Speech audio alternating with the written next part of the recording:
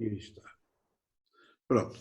Bom, de maneira que o tema de hoje é não só, foi alargado, não só o nascimento da extrema-direita contemporânea, como a diferença entre as várias manifestações da extrema-direita.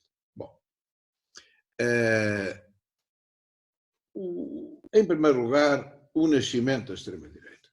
A extrema-direita atual tem uma origem histórica precisa, ela resulta do fim da guerra, e eu aqui peço encarecidamente, mais uma vez, que as pessoas não façam um raciocínio ao contrário.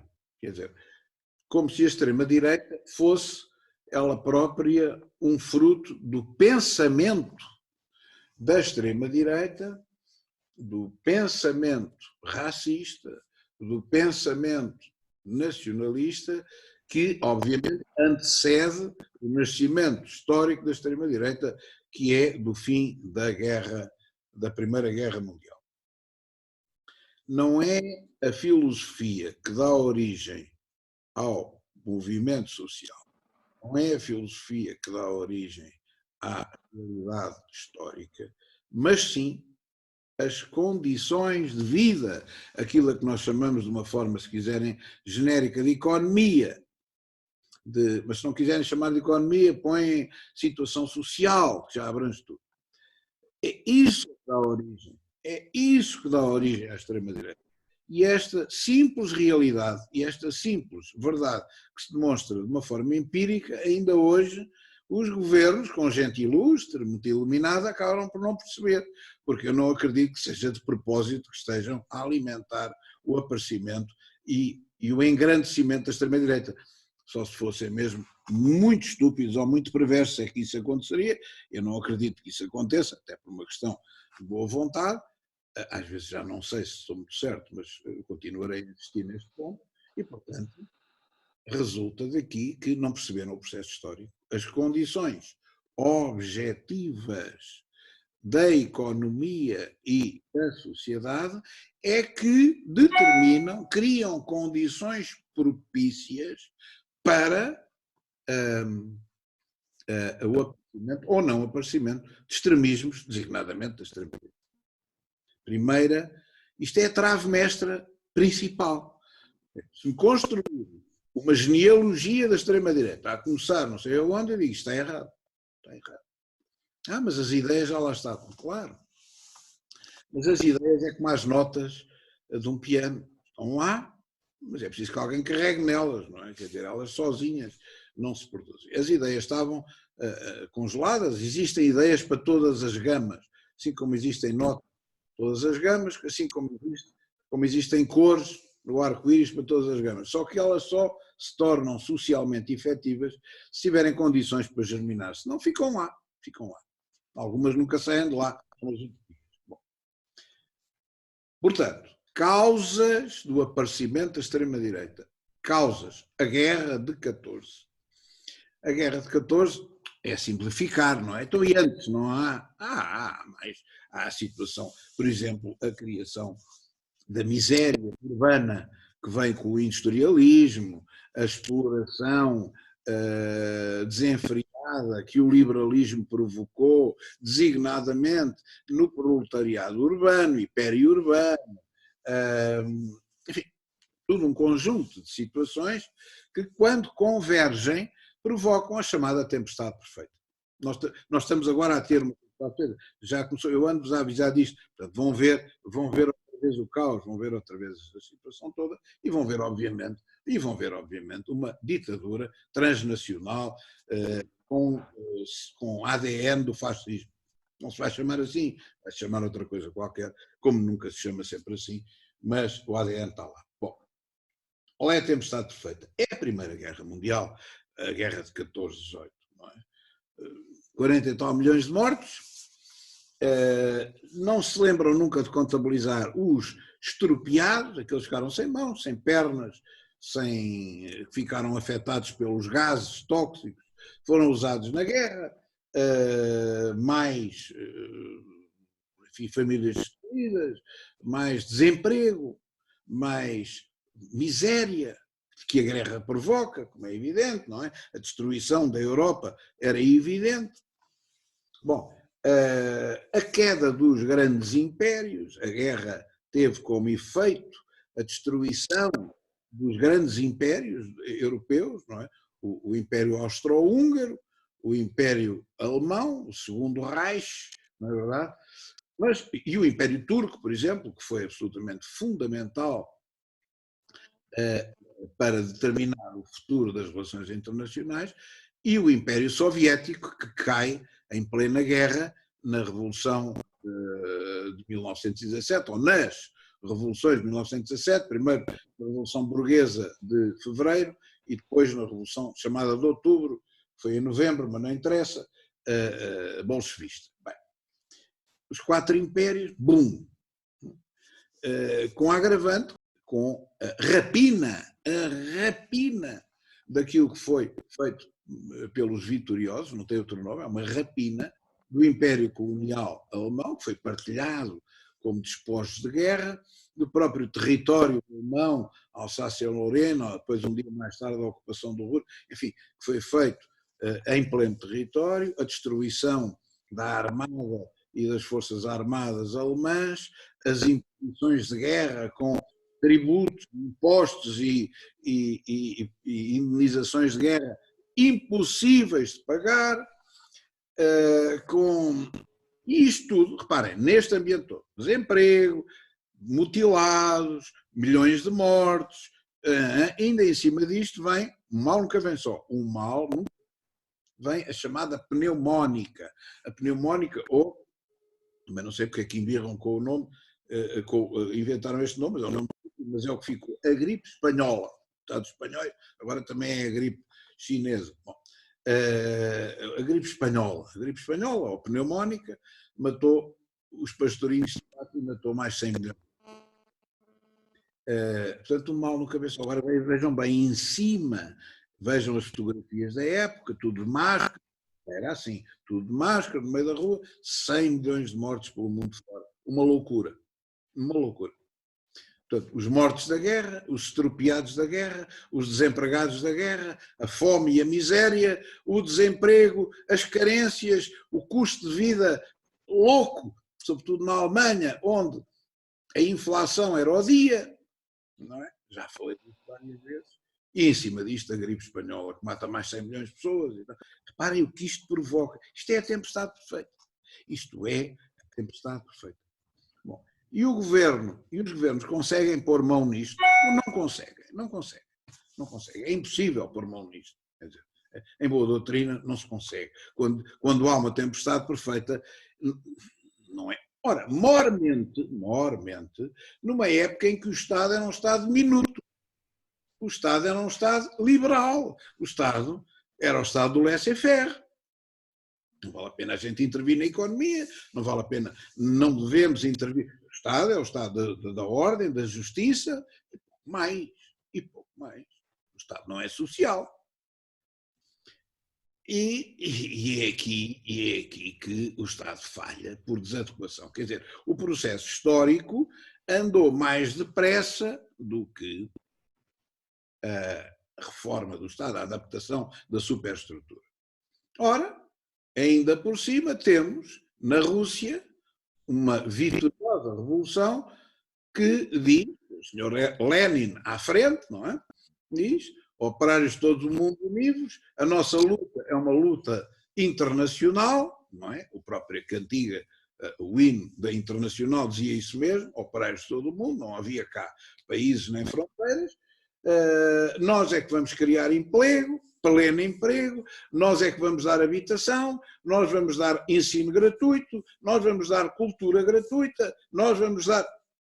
E de repente começa, desde logo a seguir ao início da Revolução, à vitória da Revolução, ainda havia uma guerra civil dentro da Rússia e já estavam a exportar a Revolução para a Alemanha, para a Inglaterra, para todo lado.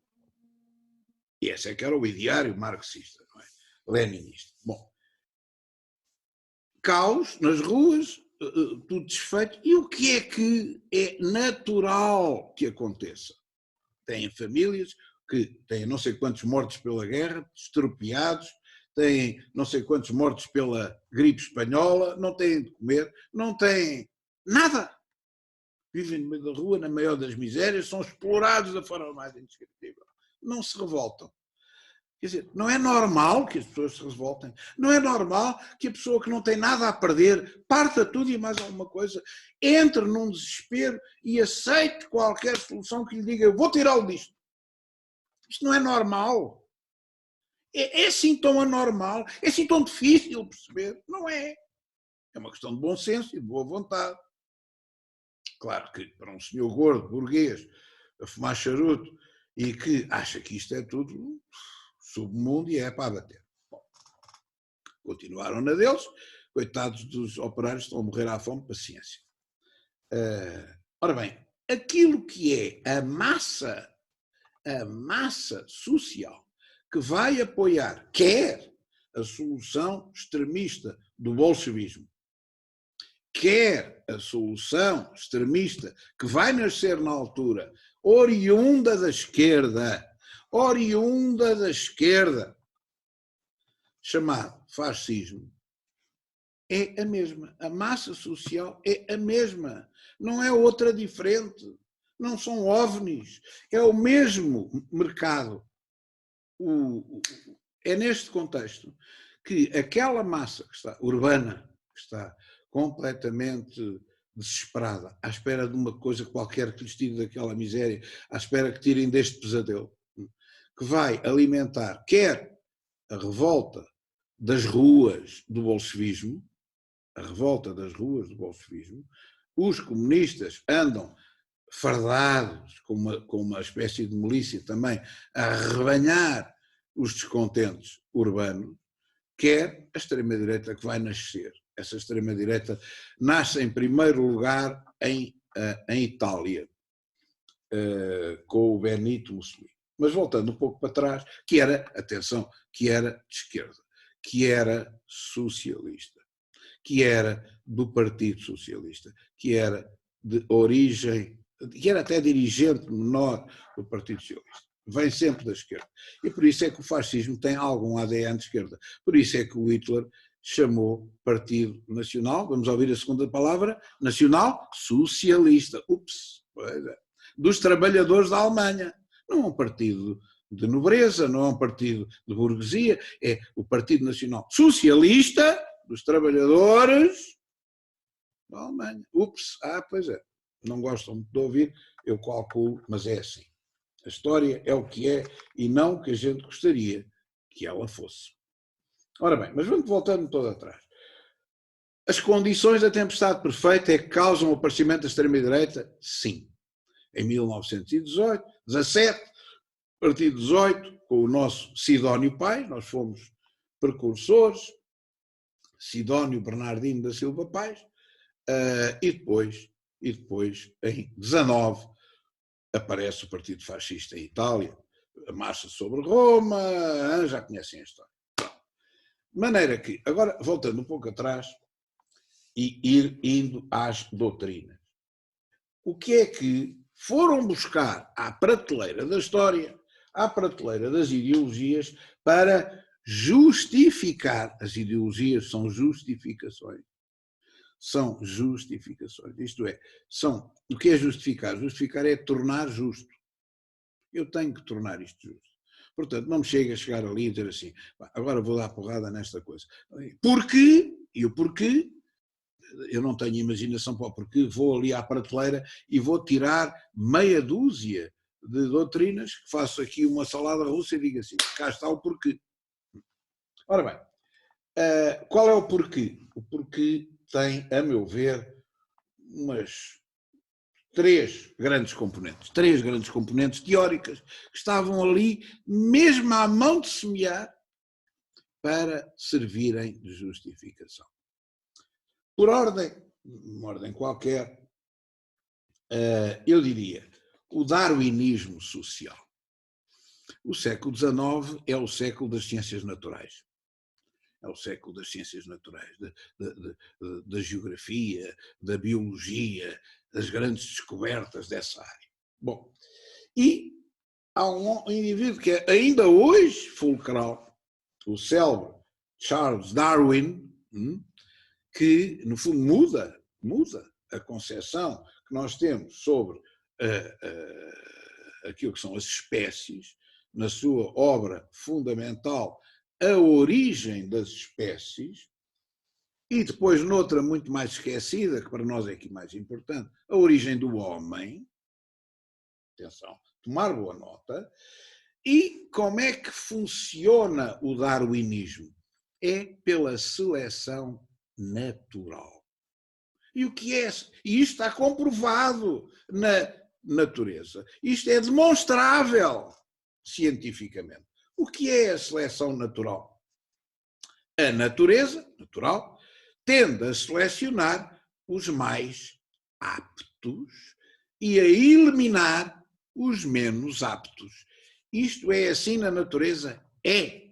É assim em todas as espécies. Os mais aptos sobrevivem, os menos aptos são eliminados. Ora, e este princípio é um princípio evidente, matematicamente demonstrado. Bom, se isto é assim para as espécies, por que é que não há de ser assim para o homem? O darwinismo social, começado pelo próprio Darwin, não é o único, mas é começado por ele, é a aplicação da mesma regra aos seres humanos. Sobrevivem os mais aptos, os menos aptos estão condenados. Os menos aptos estão condenados à desgraça, à morte, à falência. É a aplicação do mesmo princípio, estão a ver? E com esta subtileza científica nova, se começa aquilo que veio a ser um dos fundamentos da extrema-direita, a seleção dos mais aptos. Bom, primeiro ponto. Mas é só ele? Não. Há muitos autores, eu não gosto muito de citar autores, acho que é uma má maneira de ensinar. Mas pronto, há 3 nomes aqui que eu vou referir, só para se quiserem ir ver à enciclopédia, um sítio qualquer.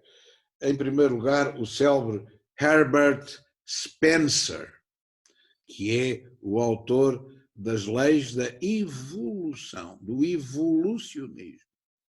E o Sr. Herbert Spencer escreve um livro em 1864 chamado Princípios de Biologia. Cá estamos nós nas ciências naturais. Princípios de Biologia. E o que é que ele vai dizer? Exatamente o mesmo. A seleção natural vai reforçar esta teoria. A estas explicações, e há muito mais autores, não vale a pena agora entrar por aqui, porque senão não é um trabalho para essa natureza, junta-se aquilo a que chamaria a teoria do conflito. Há um autor crucial aí, que é o célebre Gumplovics, Ludwig Gumplovics. A teoria do conflito, o que é que diz? Diz que é pela luta étnica que se forma o Estado. Não, mas esse senhor é alemão e deve ser um reacionário empedernido. Pronto, então se não gostam desses, vamos buscar um antropólogo que eu recomendo, que tem uma obra fundamental, e é de esquerda, e é marxista, chamado Pierre Clastres, C-L-A-S-T-R-E-S, Clastres, Pierre Clastres, que escreveu um livro fundamental, fininho, que se lê muito bem, fundamental, Guerra, Religião e Poder. Está traduzido em português, N vezes, é um clássico. E o que é que ele diz? Diz que a identidade da sociedade primitiva se faz através da guerra. Ou seja, havia autores que diziam que a guerra é uma continuação da caça. Ou seja, o homem primitivo é caçador-recoletor, caçava animais e também caçava homens. Pronto, ponto. Não é nada disto. A explicação está errada. A guerra é a afirmação do eu coletivo por confronto militar, físico, com os outros. Eu defino a minha identidade pelo confronto com os outros. A guerra é o primeiro grande momento da identidade grupal da sociedade primitiva. Portanto, dá razão ao outro. Então, espera lá, o embrião do Estado está na guerra. Exatamente. Primeira peça para se perceber aquilo que é a essência doutrinária da extrema-direita. O darwinismo social, a biologia e a seleção natural, a salvação dos mais aptos e o conflito étnico como preâmbulo e depois fundamento do próprio Estado. Primeiro ponto. Segundo ponto, o racismo. O racismo tem que ser entendido numa lógica de corolário com o que eu acabo de dizer, mas também com um sentido mais lato. Ou seja, não é racismo só, a gente limita o racismo à cor da pele, não é só isso, não é só isso. Se calhar os judeus não eram tão mais escuros que os alemães. A questão não é essa. Havia os judeus loirinhos de olhos azuis que foram para a fornalha. Não é uma questão de cor da pele. Isso é simplificar de uma forma, enfim, pouco académica e inadmissível. Tem que se entender o racismo como uma espécie de xenofobia agressiva, de uma forma holística, que tem a ver com um eu étnico contra o resto. Talvez o autor mais importante aqui fosse exatamente o próprio Fichte, Johann Gottlieb Fichte, F-I-C-H-T-E, realmente isso aparece no nosso escrito, que é sempre entendido como os pais do idealismo mas que é aquele que talvez tenha posto de uma forma mais enfática o dedo na ferida. Sendo um homem, não era completamente direito, ele achava bem a Revolução Francesa, achava que tinha tido méritos, que era preciso salvar a Revolução Francesa. Só que a França napoleónica tinha feito uma coisa terrível, tinha invadido a Alemanha. Isto de ser invadido pelo vizinho é pior do que ser invadido por um OVNI. O vizinho é pior, não é? Custa mais. E a França invadiu a Alemanha. A Alemanha estava de rastros. E quando a Alemanha está invadida, ele escreve, faz um conjunto de conferências que depois publica em livro, que se chama Discursos à Nação Alemã. E o que é que ele diz aí? Muita coisa, mas entre outras diz isto. Nós, alemães, temos um eu metafísico. Somos um povo em si, mas também somos um povo com uma alma própria, ao contrário dos franceses, que só têm um eu histórico. E, portanto, nós somos superiores. Nós vamos ganhar aos franceses porque somos superiores. A supremacia alemã é um dado de fé. Bom, como é que vamos... Perguntaram-lhe com certeza, ele responde, portanto alguém perguntou, mas só lá, vamos sobreviver como? Estamos aqui invadidos e feitos num trapo, como é que a gente vai sobreviver? Como é que vamos ser o esplendor? E ele responde, através da educação. Aqui não se enganou.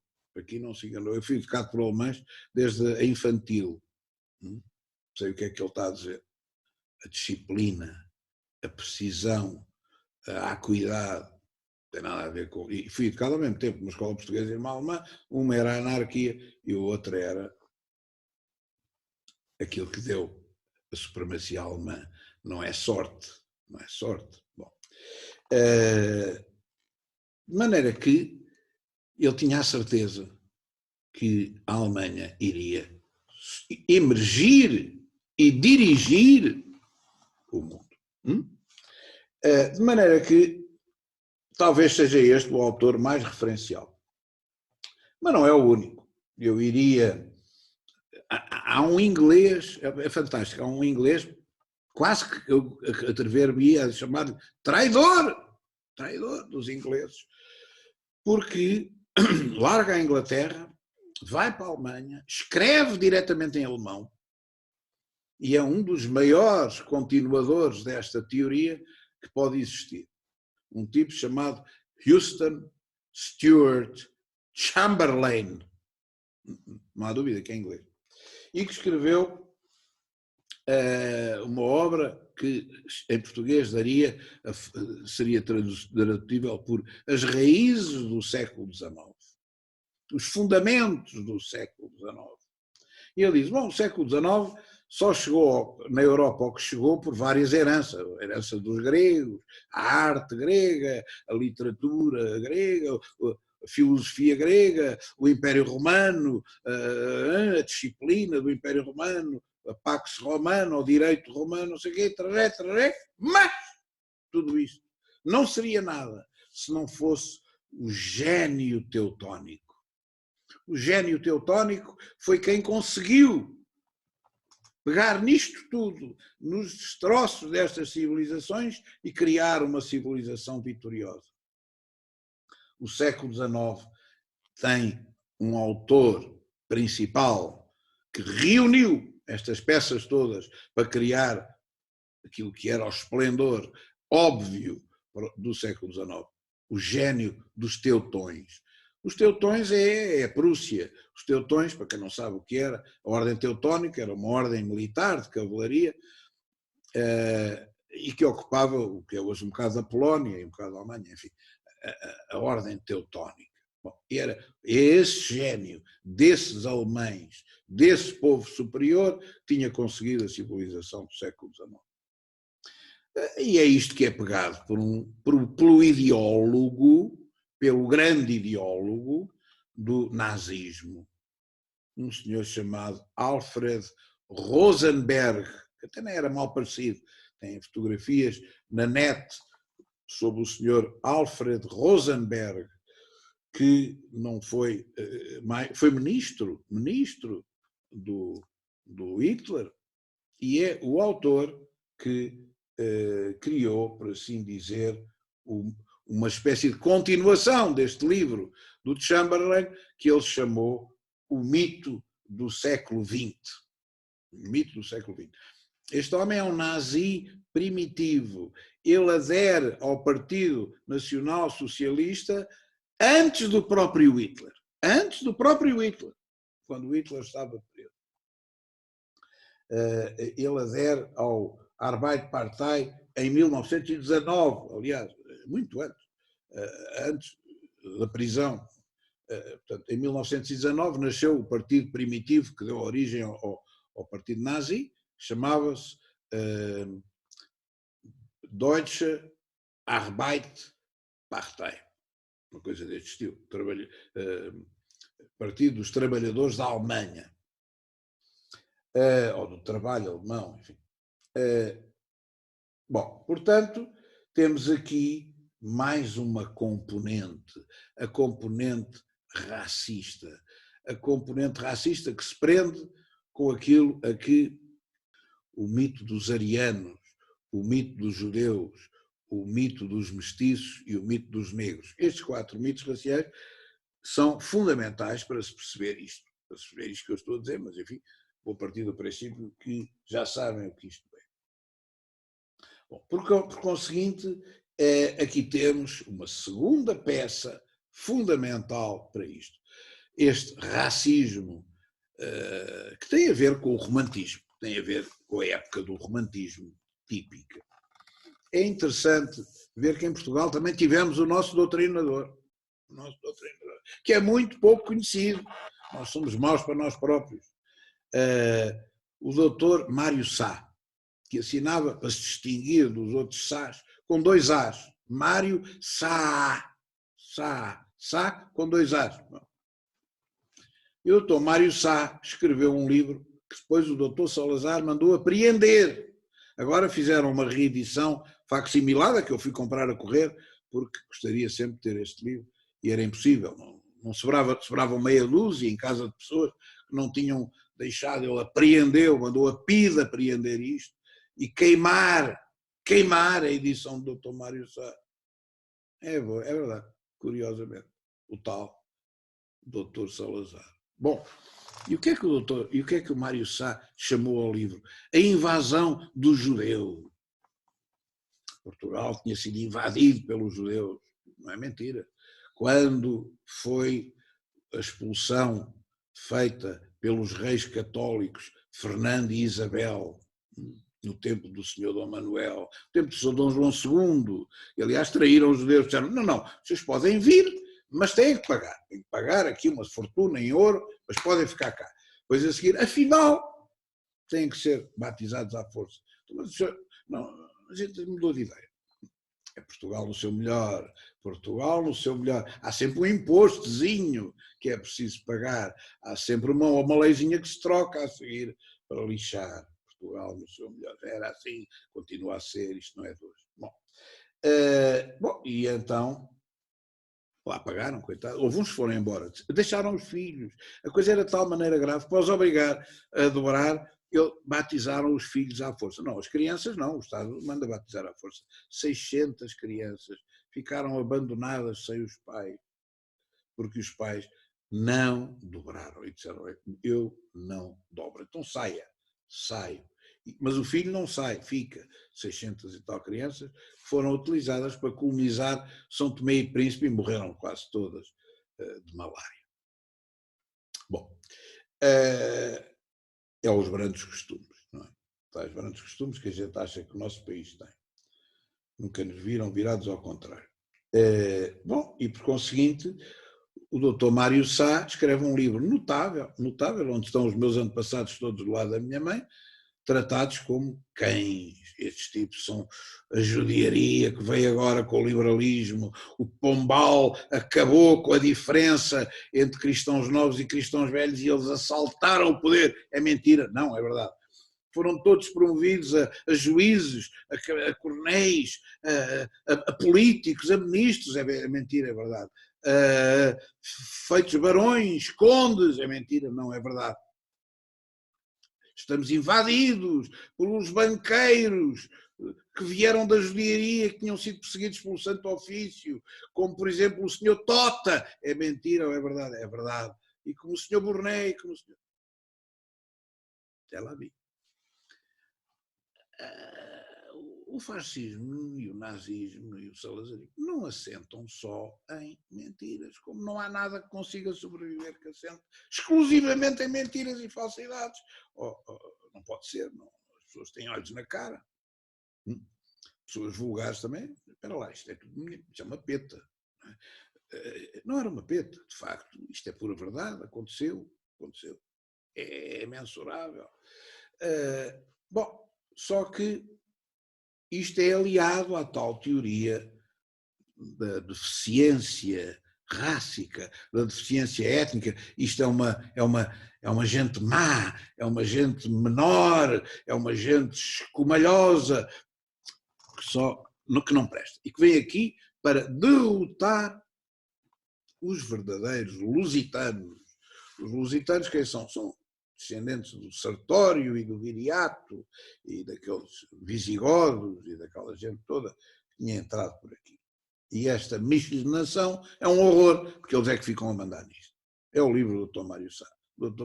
Mário Sá escreveu isto, começou-se a vender como pão quente, não é? Tudo o que é escandaloso em Portugal vende-se a correr, e o Dr. Salazar mandou apreender isto tudo e queimar o livro. Bom, também temos o nosso ideólogo. Terceiro elemento fundamental é a tradição contra-revolucionária. A tradição contra-revolucionária nasce, é óbvio, em função da Revolução Francesa. A Revolução Francesa foi um pandemónio. Vamos pôr as coisas como são, não é? Agora é muito fino.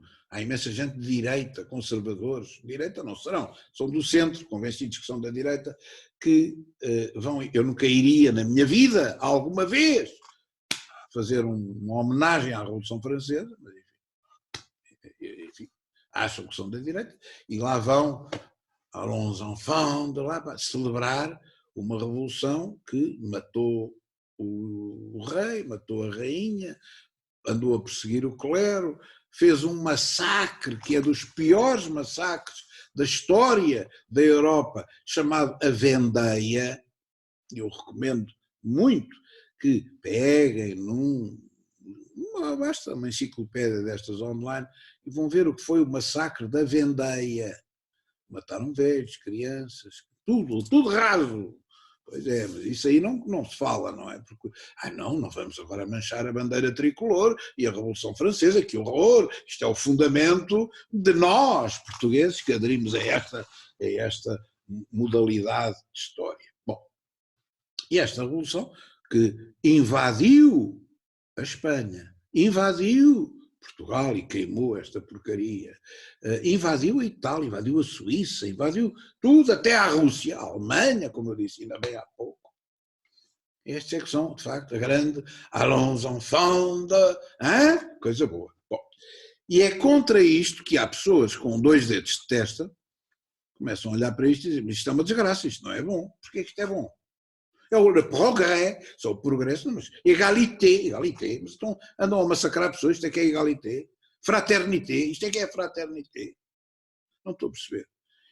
Isto é um horror, isto é o demónio à solta, não queremos. Contra-revolução. E quem é que são os autores da contra-revolução? Os senhores estão fartos de saber. O mais importante de todos, enfim, é um bocado difícil estar agora a dizer qual é que é o mais importante, até me fica mal, mas eu diria, os mais importantes são, sem dúvida nenhuma, o Burke, são aqueles que eu selecionei como os mais importantes, isto é tudo subjetivo, o Burke e o de Mestre, de uma maneira muito, muito clara, o Burke e o de Mestre. O Burke, como conservador, mas um conservadorismo que já é nacionalista, que tem ali a tal tónica do nós e dos outros, tem aquilo que é o discurso do fariseu. Não, nós é que somos os bons. A França, o Burke só escreve sobre a Revolução Francesa. Reflexões sobre a Revolução. E o que é que ele diz de mais importante, que é fundamental?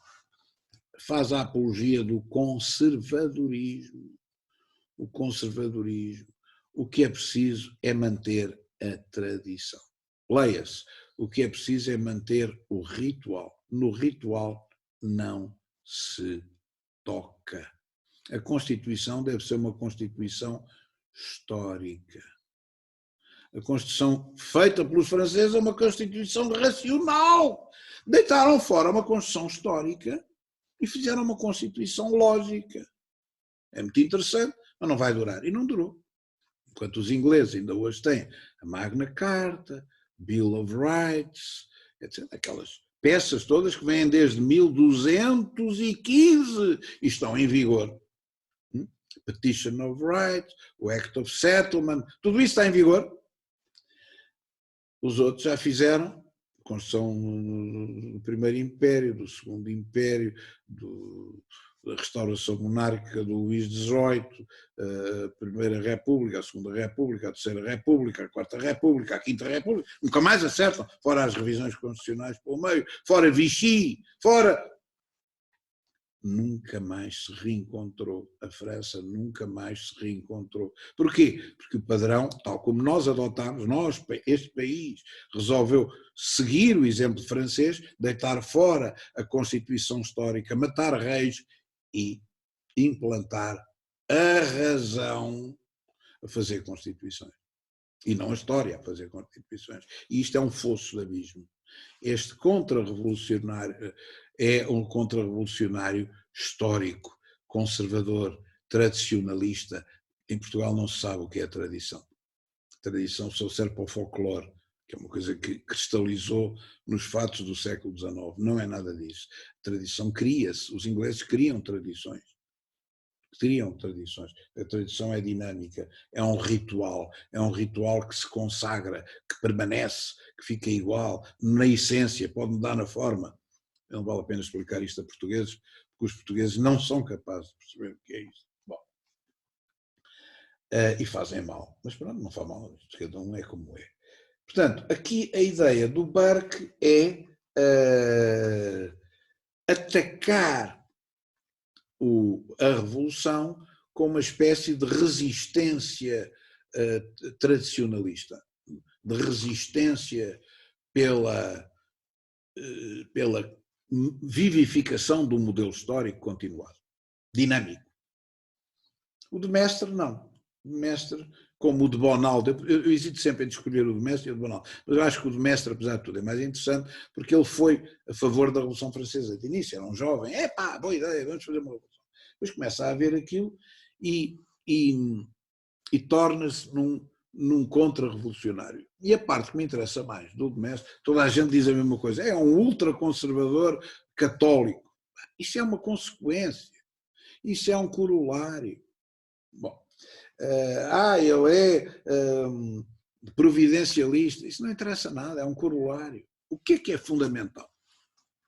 Fundamental, que está subentendido no de Mestre e que anima a extrema-direita, designadamente a nossa, portuguesa, no tempo de Salazar, não é agora, não tem nada a ver, já vamos lá, é a ideia da a história, volta e meia, entra num caminho errado e acontecem desgraças, e a única maneira, foi o que aconteceu com a Revolução Francesa, e depois com invasões napoleónicas e tudo, portanto, acabou em 1815 e a gente agora o que é que tem que fazer? Tem que delete, tem que apagar esta história, tem que não só sufocar este processo histórico, como alterar a linha de conduta que perpetue as suas consequências no futuro. Como é que isto se faz? Repondo a história que devia ter existido e não existiu. Ou seja, eu tenho que reconstruir a história. Da mesma forma, quando há um desastre, há uma reconstrução facial, não é? A pessoa fica toda partida, sem maxilar, e é preciso fazer um maxilar para pôr no sítio, mais ou menos igual àquele que ele tinha, e repor a pele com enxertos não sei de onde, e fazer, estão a ver? Da mesma forma que há reconstrução facial, é preciso reconstruir o passado. Mas o senhor ficou sem queixo, nunca mais há maxilar, o seu maxilar desapareceu. Foi mal, faz-se um parecido. Faz-se um que a gente imagine que houvesse se não tivesse havido a Revolução Francesa. Isto é que é o essencial. Isto é que é o essencial do autor, de Mestre. Ninguém, só vão à parte do creme, não vão à parte do bolo. E, portanto, agora vou explicar o que é que as pessoas normais dizem sobre os mestres, e, portanto, é preciso restaurar a religião católica, claro. Porquê? Porque existia antes, é uma peça-chave estruturante do antes. É preciso restaurar a monarquia. Porquê? Porque existia antes. É preciso restaurar, enfim, tudo o que foi destruído pela Revolução, para isso continuar como existia antes. Estou a perceber? Não é pôr só o epifenómeno e não chegar àquilo que é o desejo verdadeiramente subversivo do Mestre. Não perceberam? Acontece. Portanto, é esta ideia reconstrutiva, dinâmica, de interpretar o que é que a história seria hoje, não é? E saltar por cima. Foi o que o Dr. Salazar fez. O Dr. Salazar disse, bom, houve aqui uma coisa chamada liberalismo, que foi um desastre. Houve aqui uma coisa chamada república, que ainda foi um desastre maior. Acabou, felizmente, porque a tropa sobrelevou esta porcaria em 1926, porque já não se aguentava mais. E agora o que é que eu vou fazer? Vou fazer uma espécie de repor o passado. Mas como é que eu reponho o passado? Tenho que ir buscar. Ora bem, vamos ver, o que é que a gente tinha no passado? Tínhamos os castelos, muito bem, vou reconstruir os castelos todos. Mas está tudo desfeito, não faz mal. Vamos reconstruir o castelo de Lisboa. Vamos reconstruir o castelo de Guimarães. A parte de cima, e agora vou dizer coisas que me custam dizer, mas a história é o que é. A parte de cima do castelo dos Mouros é feita pelo Dr. Salazar nos anos 30, 40. O castelo de Guimarães foi fabricado pelo Dr. Salazar. Aquelas paredes não existiam. Havia vestígios. O quê? O grande castelo da nacionalidade? Pois. O Dom Afonso Henriques, que os senhores conhecem, tem aquele capacete com um ferro aqui, com os bigodes, parece um guarda-freio da CP antigo, não é? Foi inventado pelo Leopoldo de Almeida, com o beneplácito do Dr. Salazar, porque só havia uma estatueta pequenina do granito do Dom Afonso Henriques, parecia um frade, Não, isto não serve. Então isto é que é o pai da pátria. Não, isto não dá. Isto também parece não, parece o Gandalf. Não, não, não pode ser. Leopoldo Almeida, faça aí. E fez aquela self-estátua, está em Guimarães, está por todo lado. Eu tenho uma miniatura em casa, um capacete, com um elmo, com uma coisa, com ar, com uma espada. Este é que é o nosso Dom Afonso Henriques. Mas não era bem assim, não interessa. Isto é, está a ver? Até vai para lá da história. É preciso reconstituir o Dom Afonso Henriques. É preciso reconstituir as glórias. A nossa história só tinha glórias, não tinha derrotas. Um dia fui ler em Espanha um miúdo, no tempo do Franco. Eu, no tempo de Salazar, fui a Espanha no tempo do Franco. E vi um livro de história deles e a história não coincidia. Porquê? O Franco só pôs as vitórias espanholas e nós só punhamos as vitórias portuguesas. Não punhamos as derrotas, mas nem que a história não dava, não encaixava. Achei aquilo muito estranho. Bom, portanto, é esta reconstituição do eu metafísico, até do eu histórico. No fundo, já que vou implantar um maxilar, vou fazer um lifting para o gajo ficar mais bonito que o que era. Sabe? Eu não estou a reconstruir a cara feia do senhor que teve o desastre. Estou a reconstruir a cara feia, mas já agora vou transformá-la em bonita. Aproveito, já que tenho que fazer uma operação, e tiro-lhe as rugas, e aqui tiro-lhe a coisa, e faço-lhe um implante no cabelinho, e o gajo fica mais bonito que o que era. Isto foi uma atitude sistemática da extrema-direita. O homem ideal, o ariano ideal. Vão ver o que é que a propaganda nazi fazia dos alemães. Fotografias daquilo que era a mulher perfeita nacional-socialista, o homem perfeito do nacional-socialismo, que eram modelos. Por acaso houve um deles até era meio judeu, vejam lá, um que eles foram escolher, azados estados. Bom, portanto, é esta ficção mobilizadora. É mobilizadora? Eu lembro-me. Nós tínhamos orgulho, e eu ainda tenho, da história portuguesa. Nós tínhamos orgulho dos descobrimentos. Tudo aquilo era uma empresa sobrenatural, era quase uma história fantástica, está a ver? E é isto que mobiliza depois. É esta especialidade do povo. O nosso povo é especial, que mobiliza a avançada da própria extrema-direita. Como é que isto passa para o fascismo, concretamente? Passa para o fascismo, como passa para o Dr. Salazar e como passa para muitos outros, não tanto para o nazismo alemão, não tanto, nem nada que se pareça, e para o franquismo também não, que tem muito mais ADN do nazismo do que outra coisa. Eu diria que é através de uma pessoa que pouca gente fala, um autor de que pouca gente fala. Morreu exatamente no ano em que eu nasci, 1952, o senhor Charles Maurras, M-A-U-2-R-A-S, Charles Maurras, nasceu em 1868 e foi quem traduziu para uma fórmula simpática aquilo que eram estes princípios. Ele é o pai do nacionalismo integral, do integralismo lusitano, da action française, que no fundo influencia tangencialmente Vichy e o Marshal Pétain, mas que tem uma óbvia afirmada, não sei o que digo que é óbvia, são os próprios que dizem que é óbvia, ADN na extrema-direita francesa, que vai dar à Le Pen atualmente, no fascismo italiano, no Dr. Salazar, que não escondia, e até na extrema-direita histórica brasileira, no célebre Plínio Salgado. É um autor que eu não vou dar, mas que vale a pena referir, porque o Plínio Salgado é, digamos, o grande doutrinador da extrema-direita do Brasil. Bom, e portanto a guerra de 39 é alimentada por tudo isto. Não é?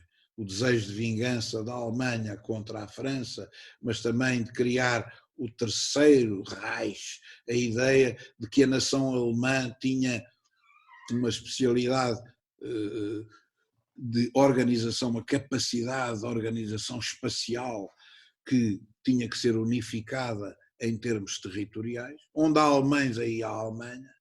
Há alemães na Áustria, há DK. Há alemães nos Sudetas, que era a República Checa, há DK. Há arianos na Dinamarca, há DK. Há arianos na Bélgica e na Holanda, há DK. Há na Polónia, há DK. Está a ver? Isto é o terceiro Reich, é o império dos alemães. Onde estão alemães? Aí está o império. Então e a França de Vichy é terceiro Reich? Não. É ocupado, não é? Então e a Rússia seria? Não. Não. E a Roménia? Não. Não. Isso já não são eslavos. São eslavos. É uma raça menor. É uma raça menor. É uma sub-raça. Untermenschen. Unter, de baixo. Menschen, gente. É uma subgente. Untermenschen eram os judeus, Untermenschen eram os ciganos que foram mortos antes ainda dos judeus, mas ninguém fala, porque não tem ninguém a fazer filmes, não é? Dos ciganos. Untermenschen eram os negros, os argelinos, que foram mortos como cães quando eles ocuparam a França, etc. Era tudo Untermenschen, não é? Os eslavos, tudo isso era gente menor que servia para trabalhar e morrer. Bom, portanto, esta loucura tem este processo histórico, tem esta continuidade histórica. São todos iguais? Não, eu não penso que sejam, não é razoável dizer que são, mas enfim, eu percebo que em termos de propaganda de esquerda seja apelativo pôr tudo no mesmo saco e dizer o fascismo com um X de diferença, não é? O fascismo nunca mais, fascismo nunca mais. É uma forma grosseira, artesanal, enfim, menor, academicamente menor, tratar o assunto, não é? Tratá-lo com os pés. Em termos académicos, é preciso distinguir, é preciso ver o que é igual e o que é que não é. Já vos disse o que é igual. Há muito ADN que é comum, há muito ADN diferente, há. Agora, o processo histórico é que não se repete nunca, não é? O processo histórico não se repete nunca. A revolução foi uma contra-revolução, mas enfim, feita pelo Mussolini ou pelo Hitler, que no fundo aquilo equivale a um processo revolucionário, que os marxistas chamam de contra-revolucionário, é bem diferente, eu dou de barato, é um processo revolucionário, ruas, tentativas de sublevação, até tomar conta do poder. Se o Hitler fosse comunista, aquilo era considerado uma revolução, como não é bom. Mas no fundo o que ele faz é um processo revolucionário, com o apoio do povo. Ai, que horror. Pois é, foi eleito. Teve a maioria. Ele foi eleito chanceler. Ele teve o apoio das massas. Vejam os filmes, é propaganda. Pois é tudo propaganda. Vejam a carinha deles. Vejam a carinha de pessoas iguais a vocês, com a vossa geração. Vejam o riso na cara deles. Ele tirou-os da miséria. Eles arrasou-lhes plenos empregos. Ele fez uma política de desenvolvimento de obras públicas, a rede de autoestradas foi feita por ele. Portanto, calma. A indústria pesada, a indústria de armamento empregou toda a gente. Os alemães passaram a viver melhor, passaram a viver muito melhor no início do nazismo. É chato de ouvir isto. Paciência, o que é que querem que eu lhes diga? Agora, é uma loucura que acabou, como já vimos, com o genocídio de 6 milhões e meio de judeus, com o genocídio dos ciganos, com invasões de tudo e mais alguma coisa, a destruição. Isso não tenho a menor dúvida. Não é? A menor dúvida. Uma coisa simpática agora se está a repetir, que é a eutanásia. O Instituto de Eutanásia foi inventado pelo Hitler, em Berlim. Para quê? Para matar os deficientes arianos. Não podiam ser mortos com os judeus. Não é a mesma coisa. Isto é outra raça. Só que estes são erros da natureza. A natureza às vezes engana-se. E até nos arianos cria monstros. trissomias, não. Estes têm que ser abatidos, mas têm que ser abatidos civilizadamente, não é tê-los num campo de concentração e assá-los num forno, não, isso não. Têm que ser abatidos civilizadamente, no Instituto da Eutanásia do Reich, em Berlim. Olha, coisa tão fina que é. Pois é. Bom, de maneira que estas monstruosidades foram o fruto deste desenvolvimento que teve apoio popular. Agora não há, só há, em Nuremberg enforcaram para aí 40 ou 50 pessoas, são os maus, e o resto?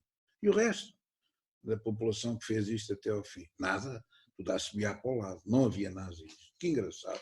Foi um sem-abrigo que é o responsável disto tudo. Bom, o fascismo italiano é baseado na mesma ideia, a marcha sobre Roma não foi aquilo que aconteceu na Alemanha, mas tem muito de parecido. A malta estava farta daquilo, tinha fome, estava desempregada e queria mudar de vida, e ele prometeu-lhes a lua, e portanto, enfim, não teve a mesma razão de ser. Porquê? Porque a monarquia permaneceu, ele manteve o rei Vítor Emanuel até ao fim, praticamente, que depois o demitiu, foi ele que demitiu o Mussolini, ele e o Conselho Fascista, também a Itália no seu melhor, não é?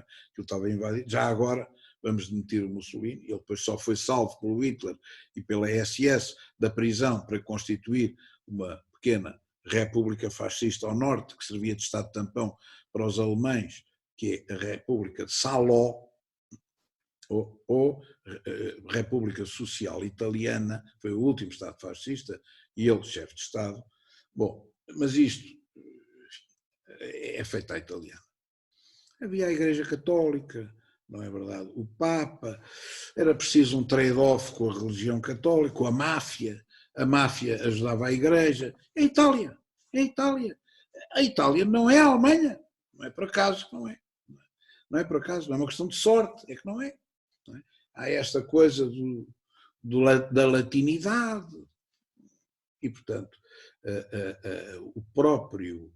a própria adaptação da extrema-direita à Itália vai criar uma coisa mais soft, mais comprometida, menos rígida, menos agressiva, apesar de tudo. Foram imperialistas, invadiram a Etiópia, invadiram a Líbia, ou Tripolitânia, como eles chamavam, e aquela coisa toda foi uma opereta, invadiram a Grécia, levaram uma sova, tiveram que ir os alemães ajudá-los, enfim. Portanto, o imperialismo fascista italiano é quase uma ópera bufa, também foi inventada por eles. A Espanha não. A Espanha é um país de nações. Curiosamente, eles nunca conseguiram unificar aquilo. Bem tentaram. Os reis católicos tentaram, conquistaram Granada, nobilitaram alguns, não houve maneira. Aquilo continuou sempre partido. A Espanha só conseguiu unificar uma parte da meseta. O que é que unificou? Castela, Leão, um bocadinho de Aragão, pouco,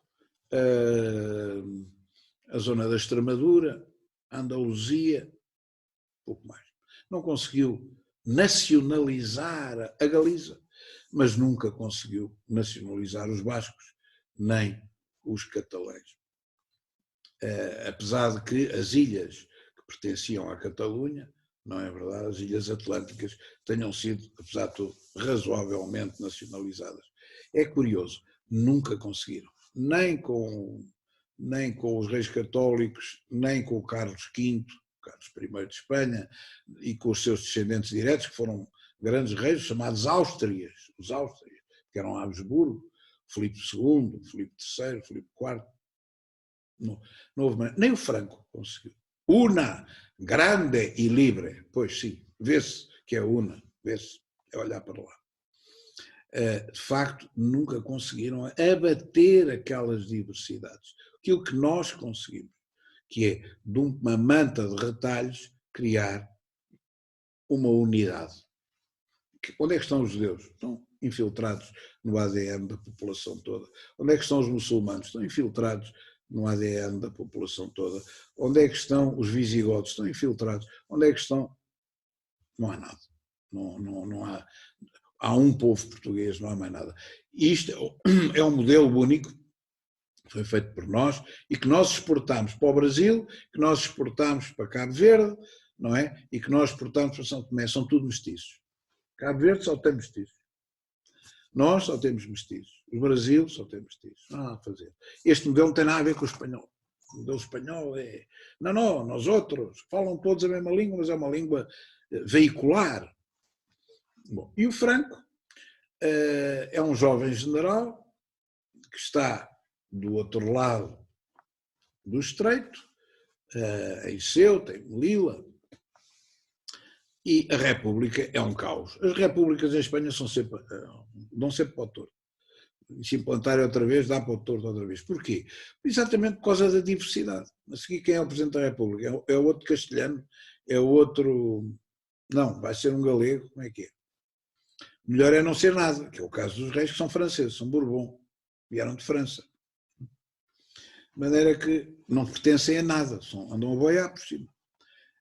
E portanto vai dar raia, se houver outra vai dar raia, não se preocupem. A França, a Espanha, pega-se à estalada outra vez e tem outra guerra civil, que é a minha profecia, vai acontecer outra vez. Vai ter outro caos igual àquele. E como eles não são como nós, vê-se pela corrida de touros, nós cá cortamos os cornos aos touros, por exemplo, e tal, não se pode matar o touro, é tudo soft. E lá não, à bruta, é ao contrário. Bom, por conseguinte, vai acontecer também assim, tem a ver com a natureza das culturas, a cultura espanhola vai levar outra vez ao mesmo. Mas vai acontecer, porquê? Porque a história repete-se. Nunca se repete da mesma maneira, mas repete-se no essencial, não é? A invasão napoleónica derrotada pelo general Inverno na Rússia é igual à invasão hitleriana derrotada pelo general Inverno na Rússia. Ora, um foi com cavalos, outro foi com tanques, já não é igual, mas é a essência é a mesma, a essência é a mesma. Vai dar ao mesmo. Bom.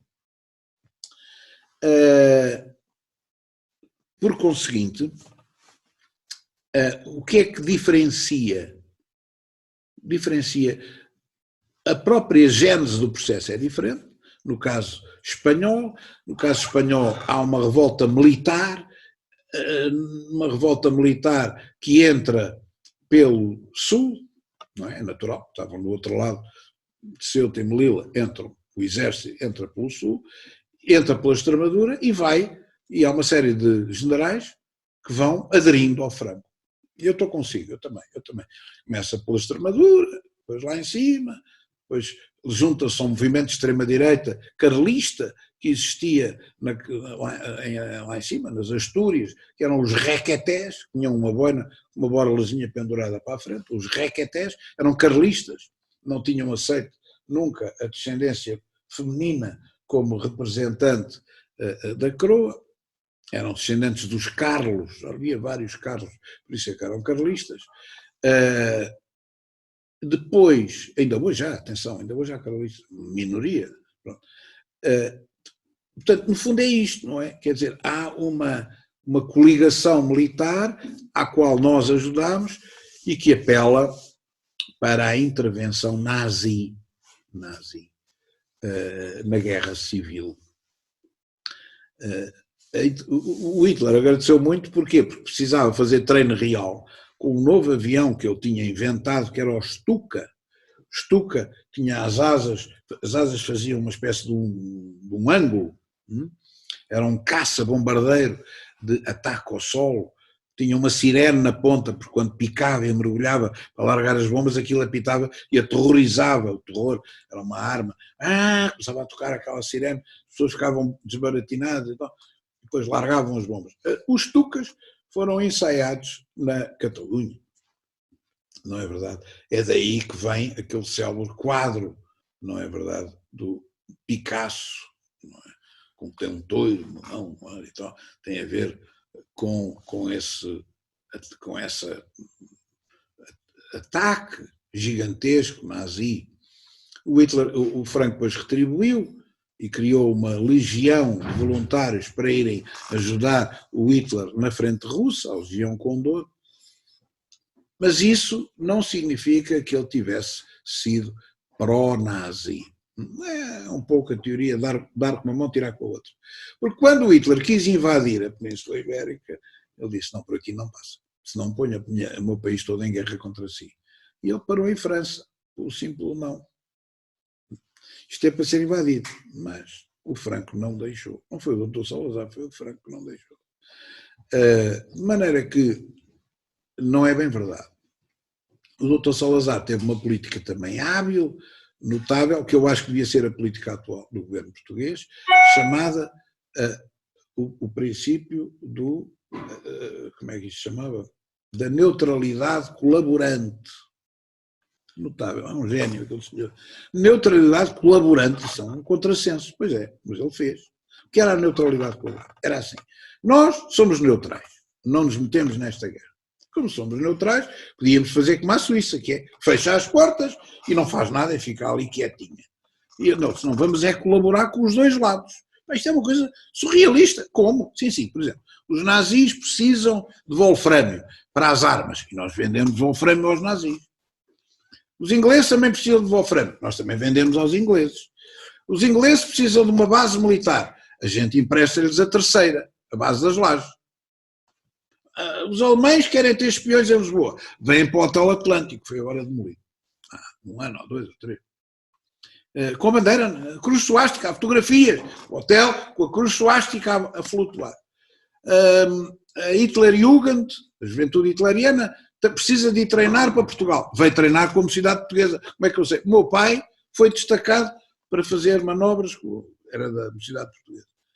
Na altura era obrigatório. Eu também fui da cidade portuguesa, era obrigatório ser da cidade portuguesa. Ora bem, o que é isto? Neutralidade colaborante. Mas depois, apreende o livro do Dr. Mário Sá e manda-o queimar, não é? E nomeia como, isto foi um escândalo, nomeia como reitor da Universidade de Lisboa, técnica, ou já não me lembro, de uma universidade em Lisboa, um judeu, mas um judeu indiscutível, quer dizer, judeu, que era o Dr. Moisés Amzalak, hoje são o nome.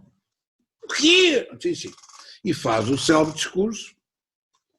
Portugal é uma só nação com muitas raças, mas uma só nação. Isto era anátema para o nazismo. Muitas raças e uma só nação. Mas o que é isto? É. Portanto, comparar, dizer que isto é igual ao nazismo, não tem o menor fundamento histórico. Não tem o menor fundamento histórico. A atitude salazarista foi o de não... Quer dizer, ele próprio tinha sangue judeu, ele sabia, porque há um senhor, coitado, fez um livro chamado Vieira Borges Jernstedt, fez um livro em que provar que o Salazar é descendente, era primo do Mozinho de Albuquerque, e era primo não sei do quem, pelo meio mostrava-se que o Salazar tinha sangue judeu. Foi um escândalo, mandou apreender o livro, queimou. Eu tenho um exemplar, por milagre, sobrado, mas enfim, raríssimo. Portanto, isto é interessante porque, de facto, a história é o que é, não é o que a gente acha que ela devia ser. Isso não interessa nada. Portanto, há grandes divergências. Qual é o foco? O foco de cada um. O foco português é o império. É uma insânia, enfim, curiosa, fora do tempo, que é criar um império integrador. Aquilo que se aprendia na geografia quando andava na escola primária era Portugal vai do Minho até Timor. E não eram colónias, eram províncias ultramarinas, faziam parte do todo nacional. Isto nem sequer é verdade, era constitucionalmente falando, mas era o mito mobilizador, era este. Um país só. Enfim, estava fora do tempo, ia contra o imperialismo. O nosso primeiro, eu tenho outro vídeo a explicar isto, o nosso primeiro inimigo é, a sério, aquele que quer destruir isto, é o Kennedy. É o Kennedy. Não são os comunistas, é o Kennedy. Bom, quem quiser vai ver, está disponível. De maneira que o império era a lógica do sistema. Portugal não é um país europeu e tende cada vez mais a sê-lo cada vez menos. Isso é uma frase do Salazar. continuaremos orgulhosamente sós. Frase do Salazar. Angola é nossa. Estão a perceber? Portanto, esta é que era a ideia do Dr. Salazar. Qual era a ideia do Dr. Salazar? Era este todo multicontinental que forma uma única realidade que é Portugal, ponto final para. Bom, o Franco tinha uma ideia militar. O regime espanhol é um regime assente em duas traves mestras. Forças Armadas, que no fundo reparem, ele é o chefe de Estado, ele só passa a coroa depois de morto, e restaura a monarquia e diz, não, eu sou o regente, e qual era o título que ele escolhe para si? Podia ter escolhido um qualquer, ele era o ditador.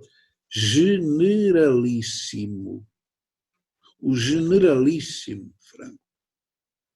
É assim que ele é tratado. O generalíssimo. Mais do que general, sou generalíssimo. Bom, é um superlativo. De maneira que é isto, ele é militar até ao fim, ele anda fardado.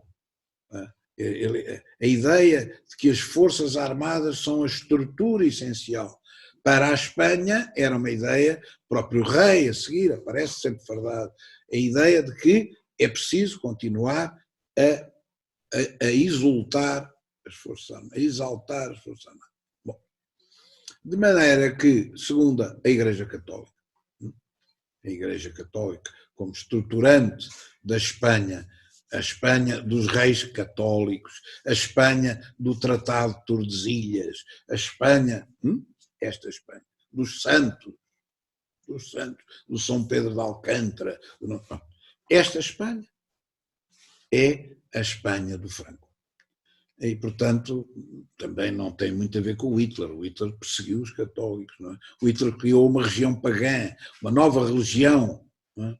Que não tem nada a ver, que tem a ver com a Valhalla, o centro, o novo céu dos arianos, a Valhalla. Que tem a ver com os druidas. Não tem nada, isto está tudo online, podem ver, não tem dificuldade nenhuma. Portanto, as culturas subjacentes determinam, em certa medida, aquilo que é a adaptação do ADN à realidade histórica. Foi isso que aconteceu concretamente. Não é? E ao problema imanente. O Franco teve... Eu acho um bocado cruel comparar o regime franquista com o regime salazarista. E porquê? Porque enquanto o Franco desenvolveu a Espanha de uma forma extraordinária, criou a classe média espanhola, gostem de ouvir ou não, é bem diferente, quer lá saber, é verdade.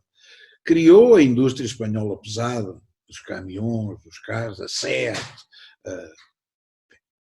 enfim, aqueles caminhões pesados, transformou a Espanha no país moderno. O Dr. Salazar parou no tempo. Era a aldeia da roupa branca. Não havia uma autoestrada. Havia dois troços de 20 km à saída de Lisboa e à saída do Porto. Não havia uma autoestrada. Uma. É tudo depois do 25 de Abril. Fez-se a ponte de Salazar sobre o Tejo. Ele não queria que se chamasse Salazar. Ele disse, vieram-lhe dizer, sim, a União Nacional já aprovou o nome, Ponte Salazar. E ele disse, então, deixem-me escolher as letras. Eu quero letras de tirar, amovíveis. O homem sabia muito, não é? Amovíveis. Já sei que vai haver o dia em que vão retirar o nome da ponte, vai deixar de se chamar Ponte Salazar. Bom, portanto, ele não criou o nome, era para não passar pelo vexame. Não foi pela vontade dele que a ponte se chamou Ponte Salazar. Isto também é histórico, não é ficção.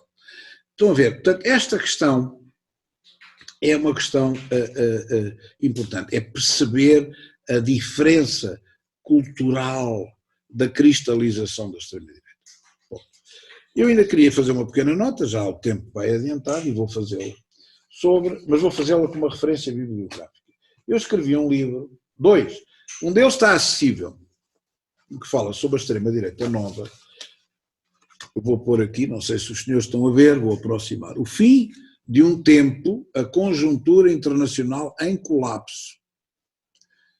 O fim de um tempo, a conjuntura, eu não ganho nada com isto, portanto posso fazer propaganda. Novas edições académicas. Bom, Isto está online, pode-se comprar fisicamente e está, eu não ganho nada, zero, tenho pena, mas não ganho nada, eu abdico dos direitos de autor que é para poder fazer isto que faço aqui, e está online num site chamado academia.edu, E-E-D-U, academia.edu.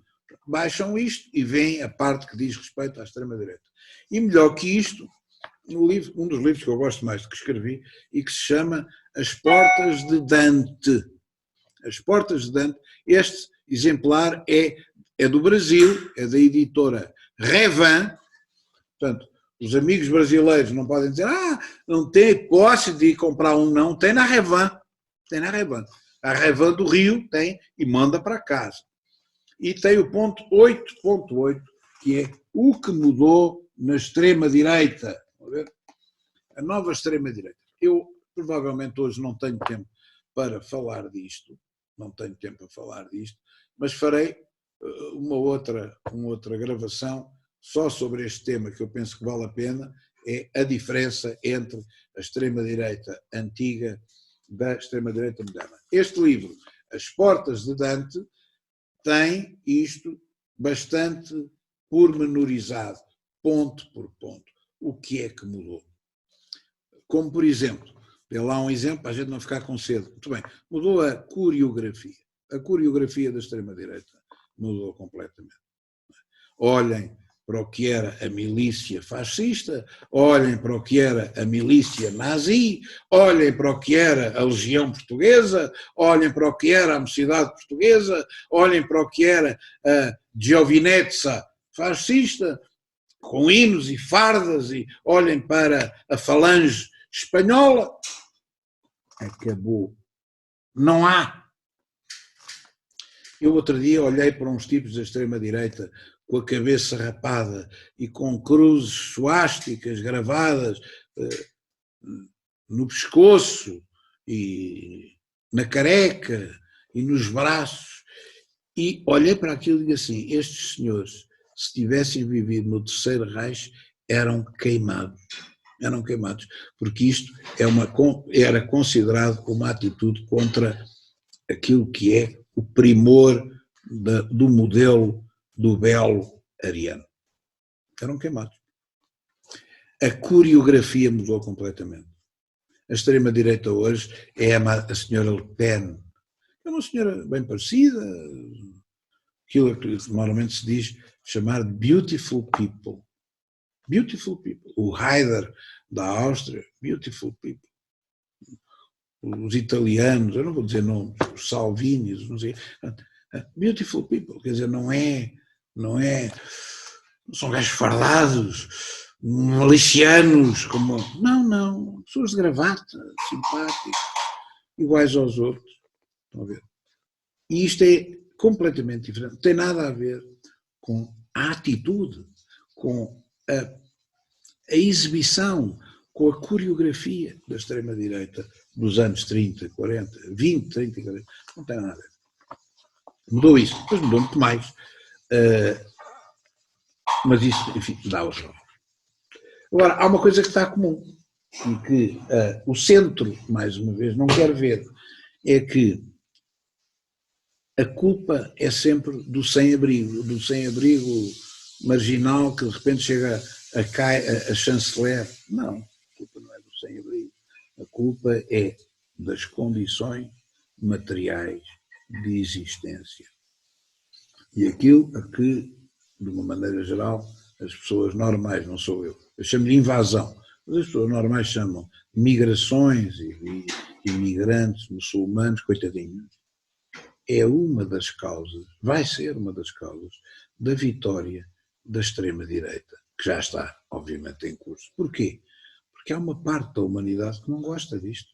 Os senhores têm que perceber. Há 33% de direita, há 33% de esquerda radical, de esquerda a sério. Depois há uma parte no meio que anda a circular de um lado para o outro. E esse terço não gosta disto. E depois esse terço contagia mais alguns e formam-se minorias ou maiorias relativas e acabará por voltar à baila um confronto desta natureza. Não é por acaso.